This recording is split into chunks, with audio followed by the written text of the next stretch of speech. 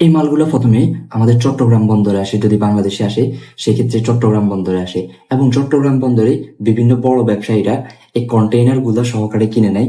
যারা পূর্বে কিনেছে তাদের থেকে কন্টেইনার গুলা সহকারে কিনে নেয়। লাইক হচ্ছে কন্টেইনারের ভিতরে যত মাল থাকে ততগুলা তারা নিয়ে যায়, এবং তারা মূলত এগুলা বিভিন্ন পাইকারি মার্কেটে দিয়ে দেয়। সো পাইকারি মার্কেট গুলা থেকেই পরবর্তীতে এগুলা কালেক্ট করা হয়, এবং এই থ্রিফটিং এর মাধ্যমে প্রতিদিন কিন্তু প্রায় কোটি টাকার উপরে লেনদেন করা হয় এই থ্রিফটিং এর প্রোডাক্টের জন্য। তারপর যারা ছোট উদ্যোক্তা তারা মূলত এই সমস্ত পাইকারি মার্কেট থেকে কিনে তারা এগুলাকে অনেক সময় দেখা গেছে ওয়াশ করে, অনেক সময় আয়রন করে, দেন হচ্ছে এগুলাকে তারা সেল করে। অনেক সময় এমনও দেখা গেছে যে অনেক মানুষ এগুলা দিয়ে ব্র্যান্ড খুলে বসেছে, এবং এগুলার জন্য ফেসবুক, টিকটক, ইনস্টাগ্রাম এরকম সব বিভিন্ন শপগুলোতে তারা অনলাইন শপগুলোতে বিক্রি করে।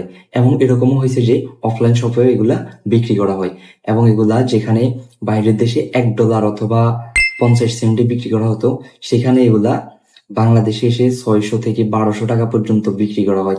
এবং অনেক সময় এমনও হয় যে 2-3 হাজার টাকা এই জামা কাপড়গুলো বিক্রি করা হয়।